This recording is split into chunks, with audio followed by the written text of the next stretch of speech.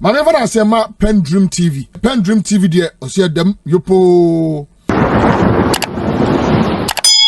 Memo bibiara kwa ba eba PENDREAM TV. Say we are new to the channel.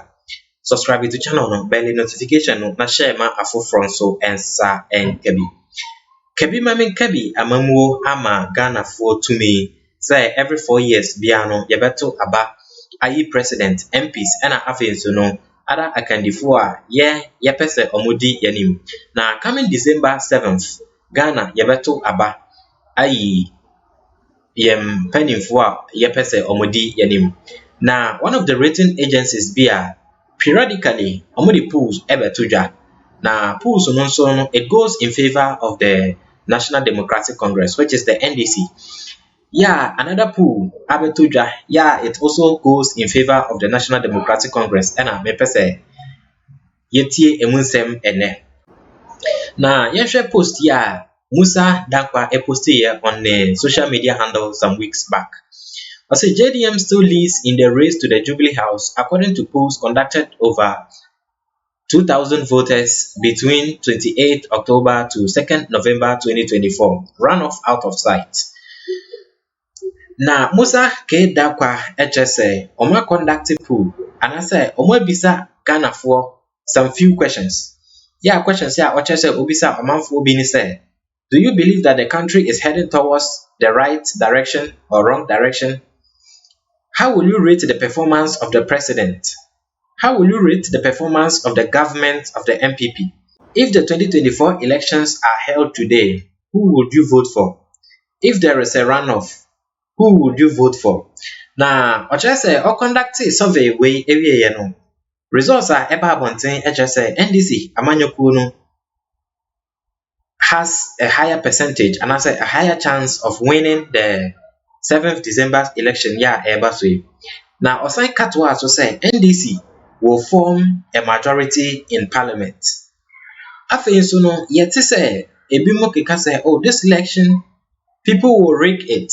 And I said the election can be rigged in favor of some political parties. Now Musa Dakwa HSA, it will be impossible for any party to rig these elections due to the numbers that will come out to vote for John Dramani Mahama ne afenso no NDC amanyokuo no eno ena Ransford K Boache of Radio Gold adomu asuko afre Musa K Dankwa ama ono ankasa so acheche nsemu na mepese obeka me ho na yakotie ensem no enchirem Na yatena se nei yebedi nkomo dodo na ewa bonten yebedi nkomo yene Musa Dankwa bedi nkomo.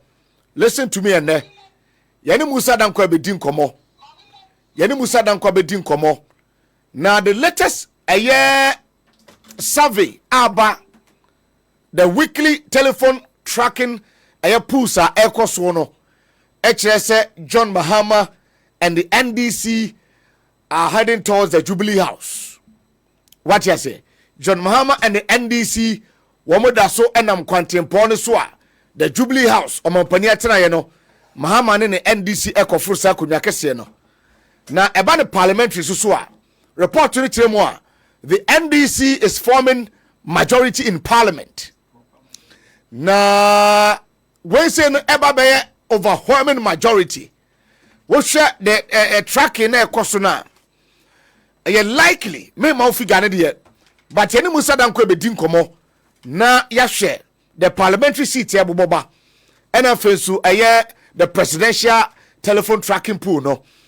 Na for the first time John Mahama ebe wini constituencies biya NDC abakosem komu nwini da.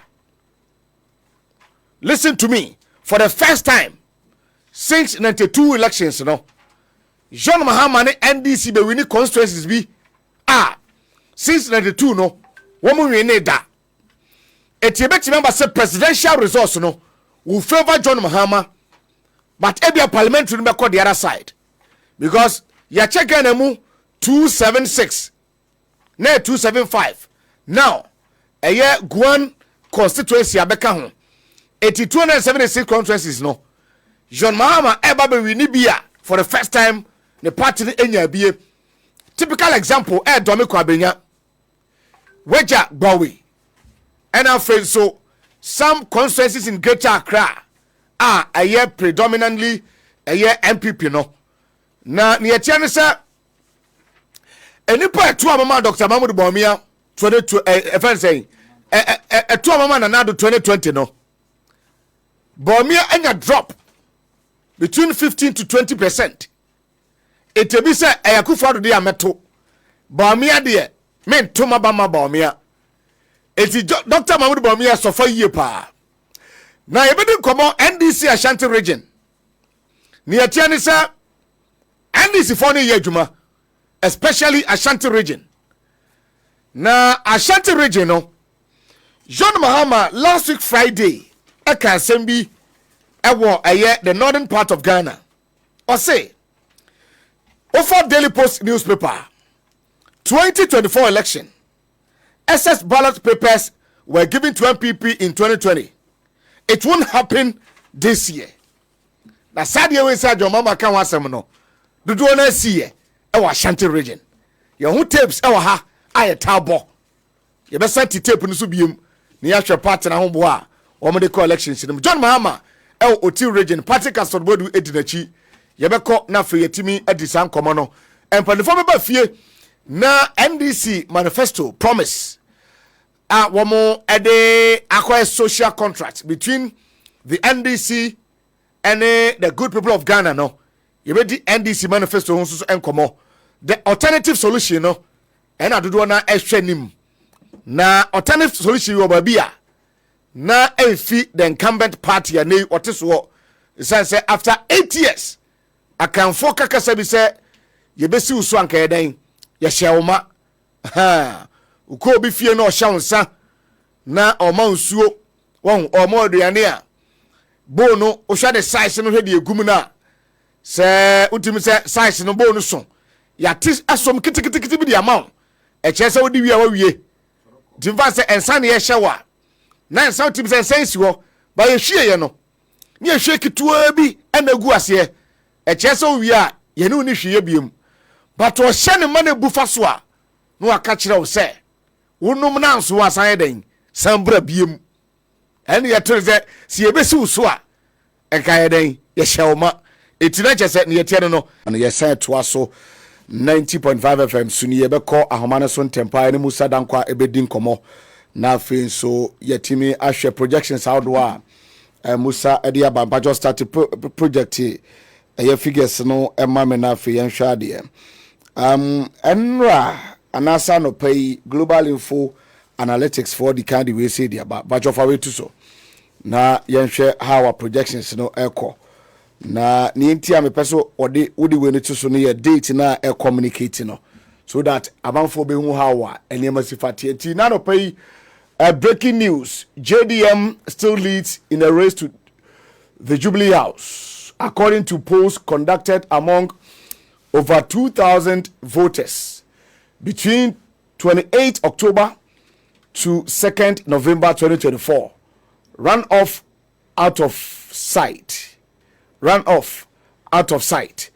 way global info analytics wamo Savila wamo diaba. It's been 4 weeks in here. Every week biano omo telephone tracking pool.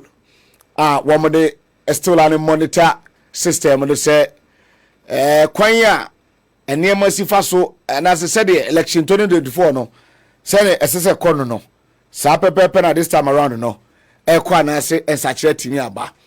I know say the various political parties ni nyina no obia start here all lazy in the boot ahead of a year your friend is saying a year 2024 no na how enema sifa tie no okay also say okay eti time said enema sifa tie no send enema concern e kono na mamenka no sa eti asat November 2 okay so atwam yes November 2 na twam it all started with 28 from Monday to Saturday. Eti telephone tracking pool na hono no 2024 presidential election 28 November 28 October to November to 2nd November 2024. Figures in here. John Mahama 52.7%. JDM 52.7%. Then Dr. Mahmoud Bawumia 41%. Alan 1.5%. Nana Kwame Diako 4%. And now other candidates now put together 0.7. As at Saturday, we a survey from Global Info Analytics. One more Edia Bar, one more Ghana for Eche. We hawa enema sifatie. Yebebo ahomodene nya Musa Dankwa ewa ahomane so. Na fiade Musa so di nkomo. Yehwe parliamentary seat no. Yehwe parliamentary seat no so far. Parliamentary seat no. And also so saying na econo. It was said the MRP model projections as at 3rd November 2024. I did a screenshot. Send a bear, Obehu Babi, a source of information we saying in a FIBA. Now you track it a year. What you mean so track it and now your checks. It's not me a side of my way saying, you know. Was it the current constituency projections? That is the MRP, no. Now, as it stands now, NDC Ekita 151. NDC Kita 151. And MPP Ekita 99 seats. 24 seats toss up. Yes, 24 seats, you know. And only there. She said, and the way I didn't call and Nimu Shadanya Klesa. Musa will come and explain Sanima to us. 24 seats, no dear. Uti Musa and clear. And a 2 seats, likely say Ibenya 2 independent candidates of parliament, the next parliament. The current parliament, Nikita 1 independent candidate. Honorable Andrew Siama, our no year former MP no. Or no as independent candidate, and I'm no say, ya declare the seat in vacant. I just want to kunyansu crab him our parliament. Eti not just an yetiano no. Eti so far. Okay, can we say the boomwa? A Memphis Central NDC so no. I don't know Enema echoes this year, but we will get to find out how Enema Sifa echo. Sir, the way I call to know Enema, but Matisa Yami at my Thursday. This coming Thursday, on the court. And I don't know how Enema Sifa call.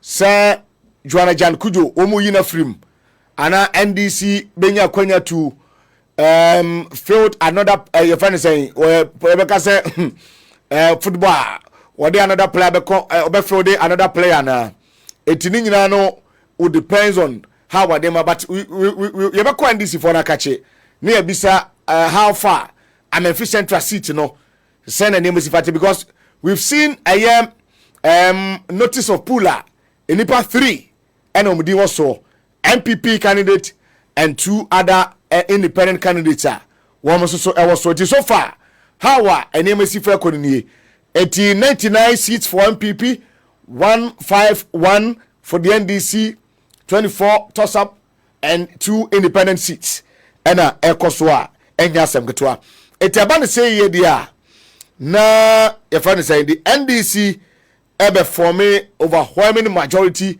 in parliament okay 2016 ya to about Kroma no MPP nya 169 seat NPP nya 169 seat getting to 170 ekaba kuno nya 170 seat in 2016 and NDC kita 106 NDC nya 106 eti utisa bibisa ikoswa me mane nyonwanwa ha ebi MPP pa benya 99 seat me mane nyonwanwa biasi pen NDC nya 106 eti ne already ni mu no ebetimi akoko ba se ne already ni mu ya toss up yen sheda hu na dwoso se ekobenku ana nifa no we na NDC benya bi wom and I then so MPP so be den ebenya bi all red line no so we will get Musa Danko on the line nanka what the details no atimi aba it is so far I mean na din come behind the scenes and he has given me how a Jumane corner explanation is fatie. It is saying that here. Yetwa yesem so no Reverend also bempa e de short message bi atodwa efa free SHS so na me pese ye betie sa ensem no ansa na yatoa yesem no so obi say a free education na me pa cho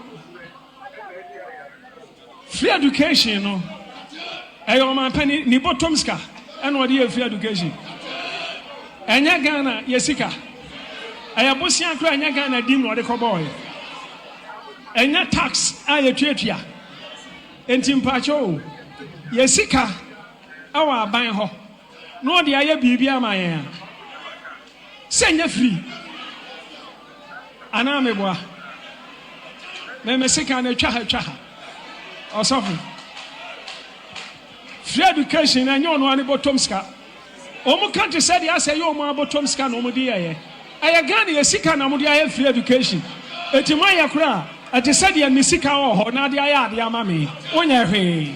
Okay, elections no ben ye pikin ye man mako say referee the players ko jiran ko pramaso a okita formation but omu do field no so na say pressure ba mu a omo free say formation we say ni yebo ti time ne yadru no niema bi obi be kano na oso asoso ma ne yakọ anim ma me ko ma ne so ma me data no na me ne eye owura Musa Dankwa eni nkomo o executive director Edema Global Info Analytics senior yeni nkomo kakra emfa wadwuma a wo ye ho menim say it's been 4 weeks near ya monitor na moye eye weekly tracking pool telephone conversation but I been a touchy I post our field for the past 2.5 years. Okay. The bay you do know. It's a say weekly. Now weekly no telephone no a money easier can field work no. And then they just mean no. Say about all time no sooner. And another a benya telephone no a man for to me kind of quantity part and field no. Oh samum. So we can of a field that na affair na but telephone there we jump on him now I can't imagine so your confidence said telephone is very very convenient and also reliable. I don't know yeah adwuma modika ye pen because been sanka we share nipa one-on-one ultimate class because last time before telephone tracking pool no beba no na previously adwuma now you also ultimate share nipa na me we twan try be hu kan cross be hu no ana me boa. No, sometimes we so with them if you know fero na waka bibia Felisa be with there. Oh okay. If you even your man na work no or interview no. Yes. So ho the crown before you open on mami nyanonko. There is a selecting bias or home. A phone no a random by computer. So your bow with him or your baby with him. And no what change. I see. But moya dey sampling because minim say bi wa mo cheche modwuma ni mu a utimi say by party affiliations no e bia kwasi bu ache e wo ha se biga e wo ha Alaska so wa no ti mu bi so some questions no e before answer na question na to us na there be in the first place no you share almost in the field no almost catch them party almost okay e do machine so in the answer will be more. You be starting with the question and answer. It be so question they talk for. Maybe so say we are MPP near now we are NDC near and now we are floating voter. Oh, okay. And now we are other parties and I won't consider it. Even though you didn't the consider from the beginning, no, you can't do it. You said or because the same thing be man of better. Not just that for no more data dada. Yes. I see. Enti nipa na almost see omo MP before and then omo floating yedi mom. Omo na omo see omo NDC before omo floating yedi mom. Obi a o see on kan afi o so NDC ni yedi mom. And na ebi o see on kan we MPP ni en le yedi mom. E no boa am e change numbers na see. I see. A pointer me ya ayini say money the party din komo later no no bisa so MPP na NDC ni nje say enru wona je say ni obebisa no obisa na wieo sa next year won't be sana bim na won't be sana no. Wow. Question and be here then. Do you believe that this country is headed in the right direction or wrong direction? How would you rate the performance of the president? How would you rate the performance of the government of the MPP? In the last 12 months, compared to your last 12 months, what is your current economic condition? Is it better, worse, or the same?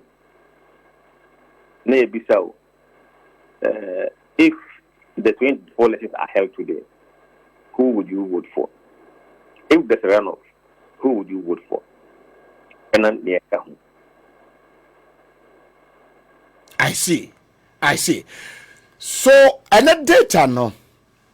I will post here make screenshot into about which within breaking news where the JMD still leads in the race to the Jubilee House, according to polls conducted among over 2,000 voters between 28 October to 2nd November 2024.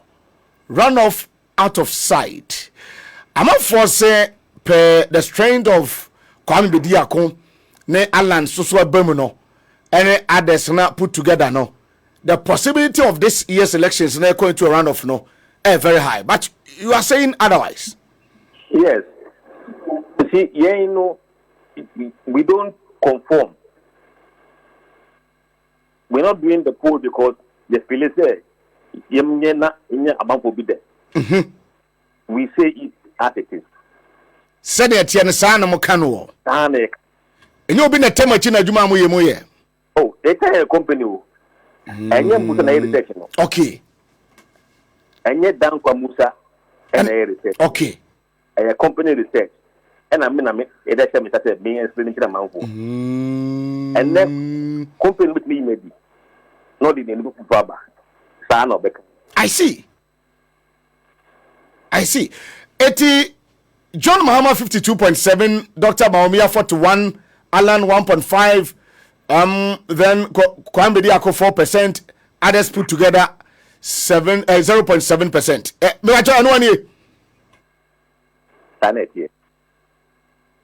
Wow.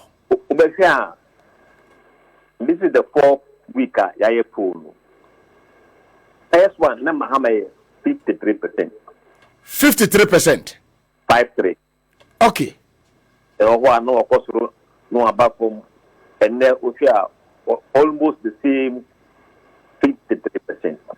Nothing has changed over 4 weeks. So, Mama, 52, 53, but Eban says that what was I just on a message, and the opponent in the message in the room because I said the figure, no, even though 50 plus and still now, what is happening? The messages are not doing that much. Among for say, our campaign slogan number and fact and Kosiaga. Oh, some because we share the amount for business at Waba. Number one, our current economic conditions. Number two, the performance of the two parties in the eye of the voter. Almost NDC there, almost MPP there. Why no more doing say? The third one, manifesto. The manifesto is not that heavy in terms of influencing voters. And over Kaya for a long time, over 80% say they have made up their mind. So whether Mahama, whether Baumia, who says then, who stand the same, what are no any people have entrenched position as to how they want to vote. Almost headed no. You will know where they will vote. And the Nipa Monoma interview, no. About more than 80% of them say Jinano Masino as Santa. Sanity. I see. But I think last week's me monitor will constituency a tracking pool no so now I share some constituencies in Greater Accra. For instance, Domi Kwabenya, you said Domi Kwabenya now no about the voter population now the whole Ghana omonomotiso oko electoral commission register moi o per constituency ni padodo wumpa aye Domi Kwabenya in Greater Accra. We know said that constituency no predominantly no MPP for the but John Mama 50%. Then let's see. I think Dominic Kwabena is going through the biggest shakeup. The biggest shakeup? Yes. In the country. Because you would never think that Bawumia will not be leading in Dominic Kwabena. So, what is happening in Accra is a seismic shift in our body politics. We should watch out. Wejagbawe, Ablikuma West, Esrawusu constituency. All those places Mahama is leading. As we speak, it tells you something is happening. And Omwa Ompili say it can't happen. No. I think Omunu Monsieur and Train of Faith. Okay, your transition call a year parliamentary. Yes, who is forming majority? Parliamentary data no. I was screened so fast.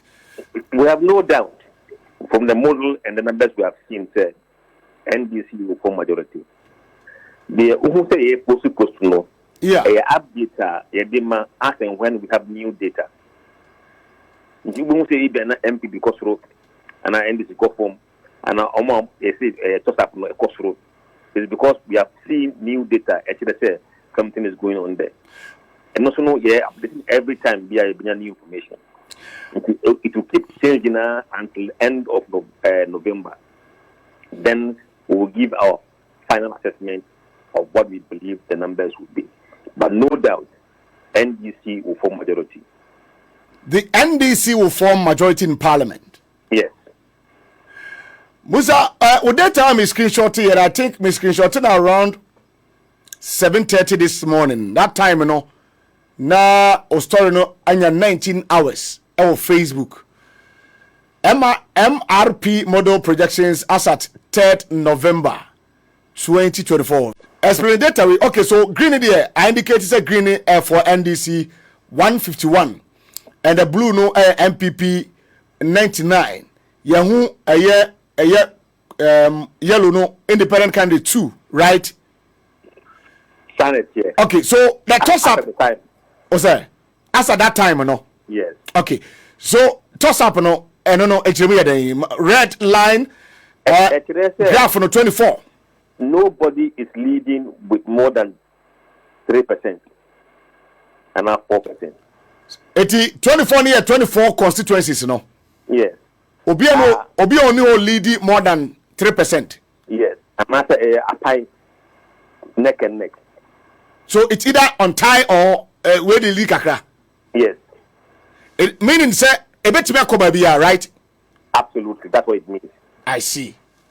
That 24 no. Where they be nifa. Can it be what they do? Are we going to see the repeat of a reflection of 2016 elections whereby MPP nya 169 seats out Parliament now NDC nya 1069? Per what you are seeing, impossible. It is not impossible. Yes. And this is sitting there saying, "O calculate here, o show you so data the one we are now 151 by end of November no. O share power global info sign a bit me ko NDC. But you can't put the horse before the cart into Kenya Butre. Birthday man. Okay, so I think sir, so far the but this week no Masha Juma say. Oh, any year Saturday, Saturday. This week data no sober. Saturday, Saturday. Now about the following Monday. Following Monday. Yes. And it's here every Monday, Biano. You have a update called Pim's Ever to about. Okay. And yet, from the best from Ukraine, any daily, every day you could do lead. Every day, Biamu, the only. I am every day and Saturday. And one of my chooses some release the tunnel, let's say the week, no. The Sunday here. And I'm when you're week, yes, I'm a man for Aquada Hospital in Tem. No, more a befuno. What America on my election cycle, yeah. Yes. Almost every day, polls do out. Every day, polls were. And no one amount will end that 7 days without uncertainty. Okay, my boy, it's very clear that somebody's winning the election one touch. And that kind of perception, and another outlook, it helps the international community, the people who are buying government bonds, to know where things will be. Okay. If you uncertainty about the political outcomes in Ghana, it helps to reduce the cost of sovereign debt, Ghana's sovereign debt. Because the MPP, the co, and not end this year, what they demand if they want to invest now is much higher. Mami Misa, this is this important question, and I'm sure there because you know, Electoral Commission yet Najuma with the current fighter, let's say Achiyaji Abomani NDC for Temna the other. Some Ghanaians are also of the view, sir, the commission will rig the election for the incumbent party. And on a agenda danko 14 bebre. A cocobanesa nase research yamamwana and defeat Juma waye. If you know, opinion polls are people's views. Okay. If they don't get up to go and vote, the polls will not come through. Okay. And I said, it will give a different outcome. Okay. But what I'm telling people is that people are now vigilant to the extent that it will be very, very difficult for the EC to rig the election for anyone. And indeed, the numbers that will come out on election day, it will be impossible for you to rig. The numbers that will come out on election day will be impossible for EC to rig election for either side, no? I mean, for anybody to rig the election. Okay. I would say EC. Because rigging doesn't only come from EC. That's true. People from the opposition can also rig the election. And Exactly. What's your criticisms from others now? Oh, as you might say, and yet down Musa a company. And the company has no feeling. I see. If you answer your friend Musa Dankwa Jr., Timechao. Sina, thank you so much for your time. It's my pleasure. All right.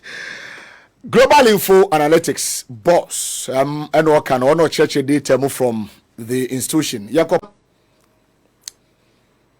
Reputable institutions are one must hear Afrobarometer citing the work, fetch for and so other institutions in Nino.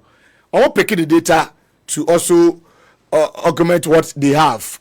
They be almost survey one must so for 2024 elections, no. Mu be there, himself and your 12 but send your cano. So traffic, say, oh, Mama be winning. Etime kotwa sane me kan nyina mam south traffic o wawini awie etime me koto no politics a game of numbers so obi anto na woto a +1 - 1 eti research ekoso mama leadi we say nyina no eye wo take decisions obeto aba manentina o leadi meboa it's all transika say o wawini awie me nkwa sane ma we say nyina mam eno ti na hu hia. Say what take decision so beto ama mahama men trafie emo 430 no asalai. First Deputy Speaker of Parliament Joe Oseiwusu and I said Joe Wise on also the SMB Atuja. Yeah, what I said research Dr. Mahmoud Baumia and I said MPP will win a year 7th December about to ya babetui. And a Ransford cable at expose be abatuja say. What it is saying? Dr. Mahmoud Baumia, I probably say Joe Wise say, or no, Dr. Mahmoud Baumia, a winner. Obey Joe Wise, Speaker of Parliament. Now, Osusu say, Enuti, and a ma audit some message, you know, abatuja. Now say, and a Ransford cable at a cannon say. Another idea bakua, a be the other two Hanum. First Deputy Speaker of Parliament, your friend is Joe Wise, right? Joe Wise, Joe say ususu nenam, and waka say, meba, okay, meba Joe Wise story we say to me, say hot issues, till 3, and so omo story we say. Fatu on the what is that data we be back? It will the fatu on the data when we come back, but yanko na yanhwe how ni masifati so far no. How are figures no boba and all the reputable institutions predictions out do ba since 2 years ago ni nyina no e kire se aban besesa. Yes, aban besesa. Okay, listen to Joe Wise. Joe Wise said research available to both the MPP and NDC show Dr. Mahmoud Baumia will win the election. But he never mentioned any research institution. And me track you know. My other teacher said Dr. Mahmoud Baumia promised Joe Wise say, "Oh, we need Obama the Speaker of Parliament." It would say Joe Wise call rounds. Make here Ibiana. Obeka assembly in a vacuum. And that's the now. Now no. Last week Afro Barometer Edba said 82% of Ghanaians say the country now you're running on a wrong direction echo. And if we any part 10 no more what we catch now say baby on Mampadi Akufo-Addo Dr. Mahmoud Baumia de Ghana econo ya from kwanya sad year for winning elections timani country me kai say 2020 Musa Dankwa FM Global Info predict a win for Akufo-Addo. But then Global Info kasi John Mama ni NDC winia na before 18 atem. Ade ni nko yie mfa mo. It is sanity. Sanso na NDC ba na nema nko yie a. The same Musa Dankwa ene sa Afro Barometer and Fetch so will come back and tell us that enema nko yie so NDC will lose when omoba power. It's normal. So it depends on how the government of the day ever be heavy in terms of say and the microphone fin hono no sign na or ye no fa won watimi e man ne ye pe e ba no eye economy na say economy performance esifate e ba no esikasem te say e ba no corruption, the fight against corruption no then abande go come fight against corruption abande putting for ewi o man sika wo mo ye che o man na it is an man we nyina no economy no ana country ni ya chichem et your indicators bebre ubelusu elections are it will show say we dey but the current situation again a woman no we incumbent party you suffer defeat oba suffer heavy defeat ne defeat keke heavy defeat because things are not going on well obi e complaining adi so mo a wabon free tanduku ebia ne party na di tirim e chen na dwene so onwene man chirima no ana obeka se oh me de apetampe metim ehwa na meko osofo osu bempa aka assembly of free senior high school na yatutu kwan na nsan likely said this weekend yebekota kwa ni atia ne say me do nkoko Saturday morning na me do babia me shada bisa me microphone komana de ade me shada bisa ni microphone komana de ade now NDC phone tie communication a ekoso ewo other regions bi ni say enkwada na ewie school ko senior high school no mo so mo ba mo the cut off point beba listen to me brodo wura bi a me ne nya encounter e won kokko station Saturday etom dia ton awofo ntim say John Mama so oba wa oba ebenya si aggregate 20 no unko school aggregate 20 no unko school. But listen, about free senior high school John Mama and Jenano Pokwajaman and a launch here. Only a progressive free senior high school almost 30 years. Niema Mama e-blocks in bad transferring in an that program and normal day battle. Non person obianya kwenya na ono sunku suande. But in perifoka kasa bi se ofiti brakupe pause here e de moja ne bantino. Wo mo hyase se yenye ne kaka se de be ya Ghana enkwa ho chire mu. Now, make it all be great. In grading system, the basic level, no. You started from 1, ekopim 9. It will because manya 6 ones, manya 7 ones. Na the adini nyina no. Na chese nipa ne pass no ko nanim. It will timnya 6 ones or 7 ones or 8 ones or be quite timnya 9 ones.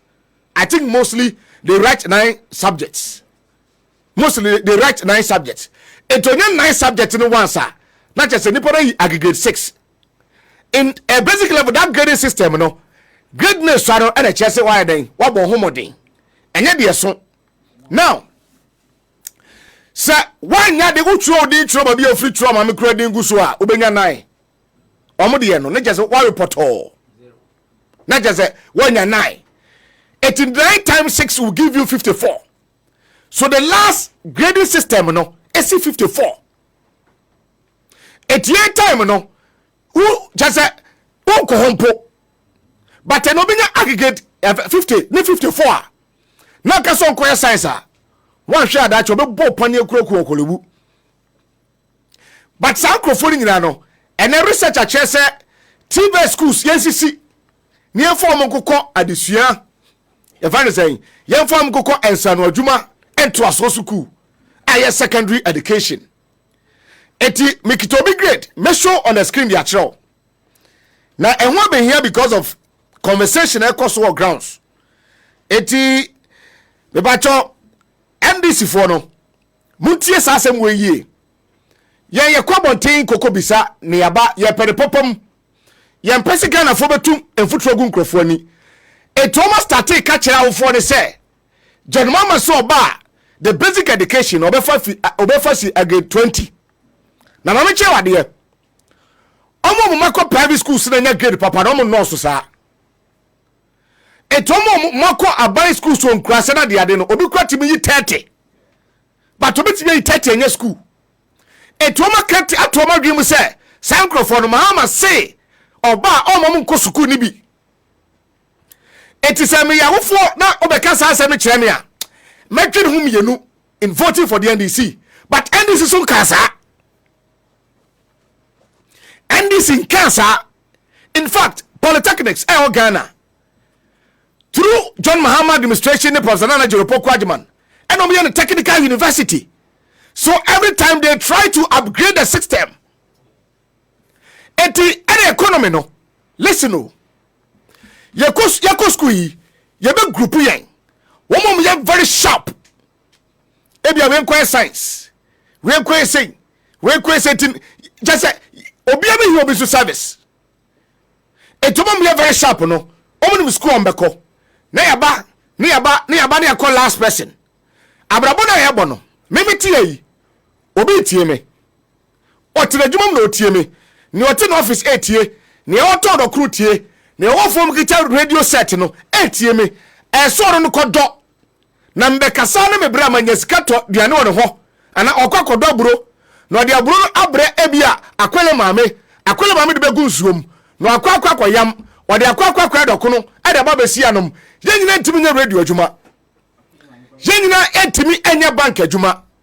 yenyina entimi enya teacher adwuma yenyina ntimi ni president yenyina ntimi MP but obia wo hia etushe NDC education program sina mo de bana ekovoba bia.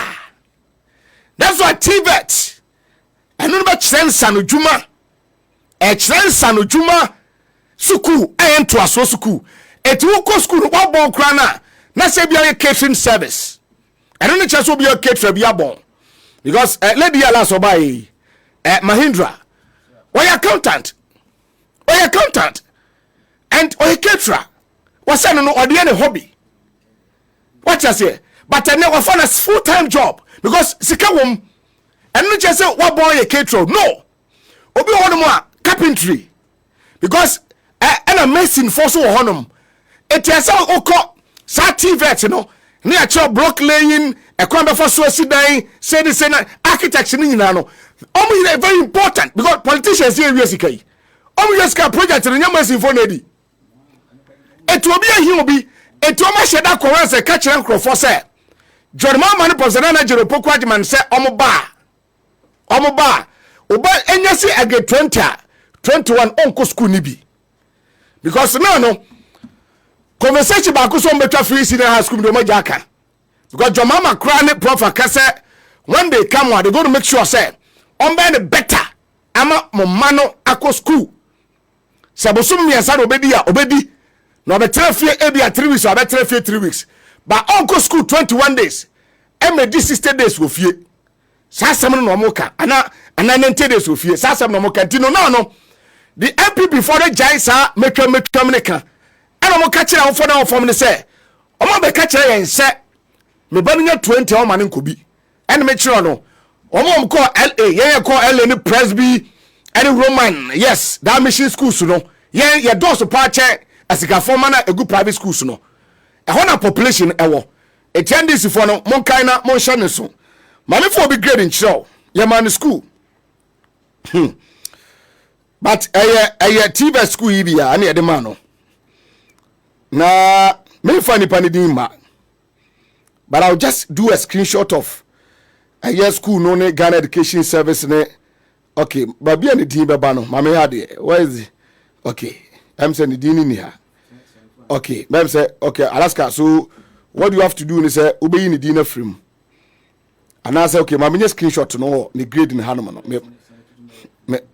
me had it mama he how we say ni sifate na because last days are always dangerous omo pe ade bia de aka to anipa trim ba na de nya no kreko bisa ne se ehho adansie won here na akwa ebo achi bi but enye obi ha na o ka sam kire na obe bisa e fa say adansie o ha in index number so say you go obi betima ko track obi index number ko ni di me boa okay so ore me ba ma nya no say ya na okay mami mayi index number no mayi ni pane so di afim but school ni baba I want them to say so mu hu asem na meka ne say ha no ye ma meka nsem bi sa keke obia okwan a ofa so to na ba me ba to abedi ho okay so for first one to so na ade obia wo ade ogina so de to aba itade ebe influence me decision making no enye no be influence obi decision making.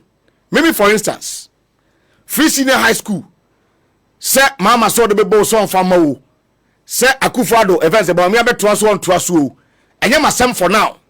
A son say, me ban ruho. But Obi Badruho, it will be here some to vote. I come or soft one of a video now, and make one seminar. Hanum, okay. Eti Yabidu Honum, Eti Obiane, maybe the economy in the Kwakotwaba. How I get prices of goods and services are rising, and only I'm a concern because I have a family. Every day, me come one, nipa 9, and I me home sit chair. I take off nipa 8 every day.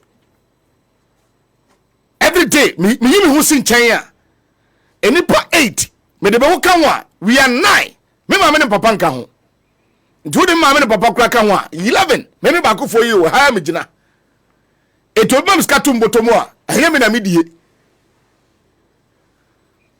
e kokko na se obi abaso wo peso otonton aniama bi ohu kakra bi a hya wonsa na ebi a se 200 bi 300 bi a beso ade keto bi o be si table so na de ama no ade aye no because they think that oswodu ba bi odi mpanimfo etiese wade no wanya bi ya bre pa. I am telling you today. Ya brepa but what we are fatuso.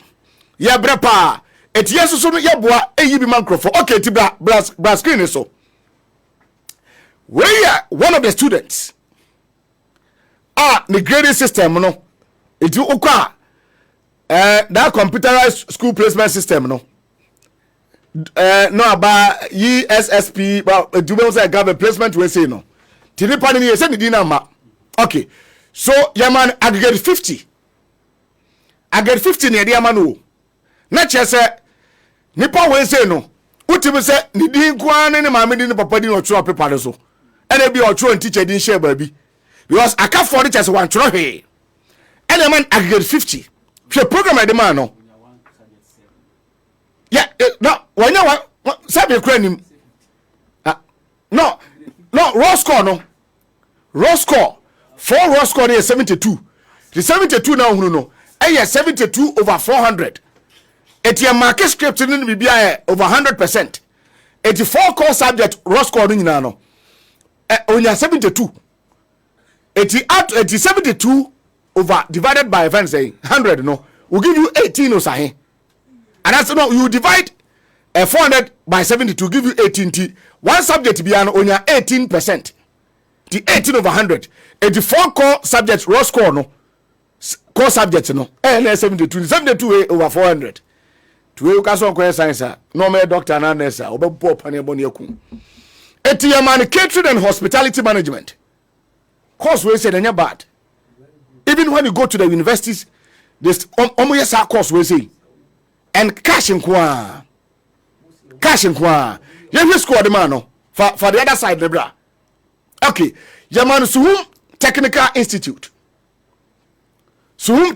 Institute where one of the TVET schools ni be also home where one of the we say Suhum Technical Institute eti yemfa ne say bodowura na mekohia ni ne ba na nya ne ba grade ni 50 yeso nko catering service ma sanjuma ne edama no me kram ka so nkopo made o ene sanjuma de ne ye ebi obetiti ne mo wurem e de akwara na ko catering school yes oba be toaso oba be bie restaurant bi o chain oba be start no no companies oba start ye niema eti ye ka kire ne say hey do mama so oba no nya asi 20 o makwara ko school free o na akama ministry and as a TV to meguna na but about vocational skills me we say that the NDC a party a form government 2 occasions and the friend is saying for the publica we know their track record in education but people want to start it ekika sanse me church and crofo and I'm not for our buying into it et if you want to next time you know at the end is for ye be money actually how a communication aspect no mo starting kono communication aspect mo starting kono okay ban for wetwam we the economy me professor Nana Jeno Poko Adjiman one John Mahama anytime mo benya opportunity to meet the market women mo we echo or emphasize on free senior high school no say maka na masa ka biem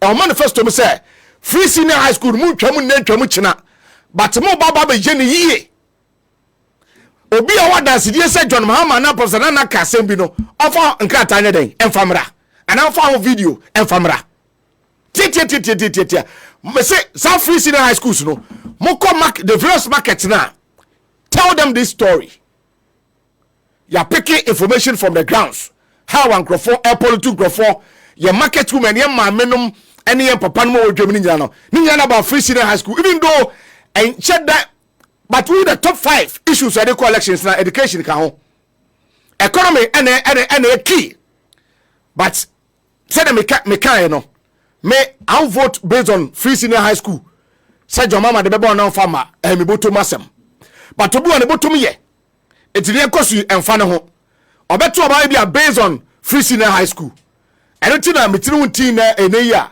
Mr. Tekasantin Professor Nana Jeno Poko Adjiman and John Dramani Mahama anytime moto na mo kono mo wura market ni mu a mo sisu biem yese aboso ba na maja pai etimu sansisu biem kan krom say free senior high school no mu twam na etwam china mo na mo de baaye na nanya moni so de hunu se abawe be enema pasasa tantantan sa etimo baba be ni yie etuso obi gina ba bi se John Mama kaso betwam professor Nana Jeno Pokwali makaso betwam a won fa ho adanse die mra tie na okansa na ko ba bi yase bi otwa sanim se de chiachia eti mo kɔ nyina no yɛto afomachi ne ya peki ne ma ne kete ne ya de abramo time ni wo 32 days 33 days to go time ni wo sa osofo usu ben park asemi o tape no osofo usu ben park asemi wase free senior high school mpo no sakufa na de ba ya ye fa sakufa na de ba ye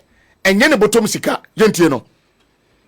Global Info Analytics HSA NDC stands the higher chance of winning a 7th December election. Now, I think so. No, call Parliament with a minority in Parliament. Yeah, HSA ombenya MPs, bebre asene MPP amanyo kuno. Now, I think so. No, how Ghanaians and I say send Ghana for ebeba abonten abeto abano massively ama NDC and I think so. John Dramani Mahama. It will be impossible for the election to be rigged. Yeah, the young time no ebeto subscribe to the channel no. Bell notification no na share ma afo front so ensa enkebi comment section ho na wode wadwen chiraba ye be share in the next video macrow Dedi kama amena PENDREAM TV ase na so far so good say open online portal e wo Ghana nipa share nipa follow nipa comment here to my best of knowledge without any biases PENDREAM TV.